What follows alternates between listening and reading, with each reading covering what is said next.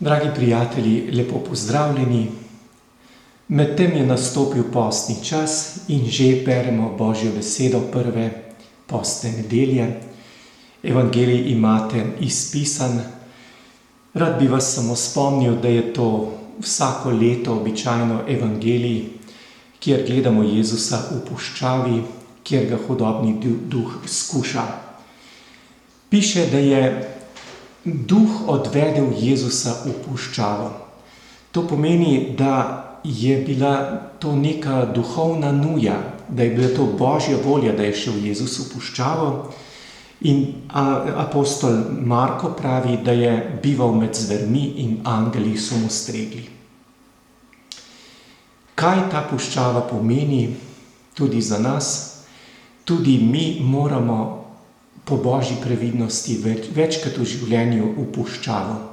Puščava je lahko bolezen, lahko je nesreča, lahko je družinska tragedija, lahko so velike krivice, ki jih možje in žene doživljate recimo v službah.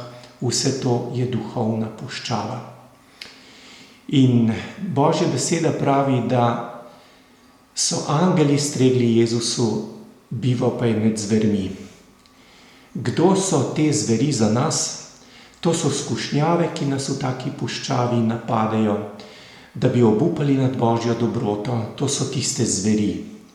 Angeli pa so Božja milost in dobri ljudje, ki nam pomagajo prestati take preizkušnje.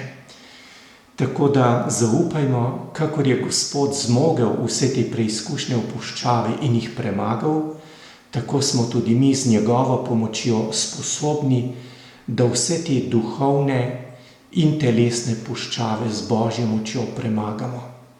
Bodimo hvaležni za vse angele in uprimo se skušnjavi obupa. Želim vam blagoslovljeno prvo postno nedeljo in vse dobro. Željo, da bi se kmalu vsi srečali v cerkvi.